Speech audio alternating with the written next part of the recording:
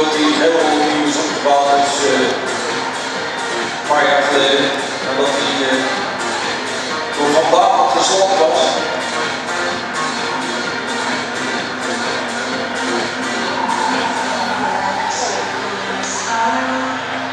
Dat betekent trouwens ook dat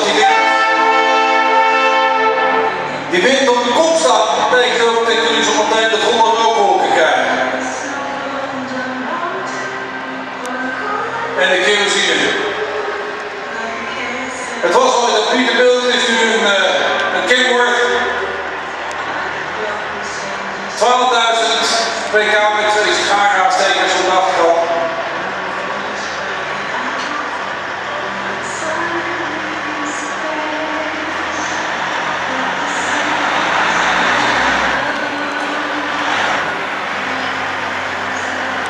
Nou, we kunnen één ding in ieder geval zeggen, het wordt lekker warm hier zometeen.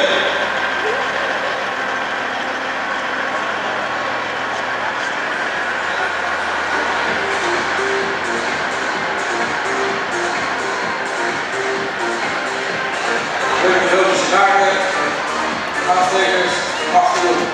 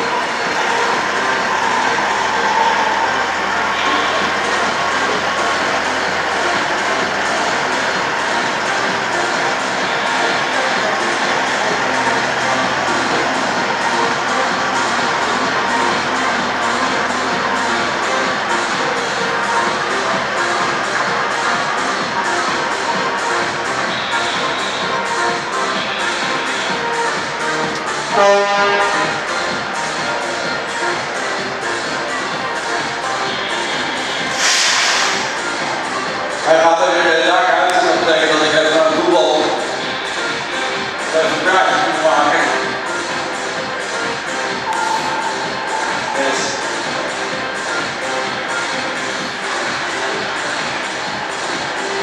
De jet truck van Indian Pete.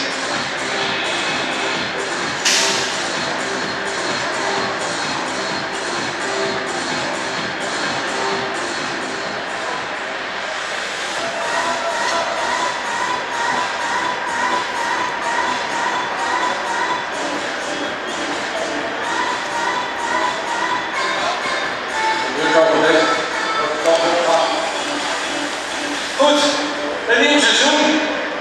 Inderdaad.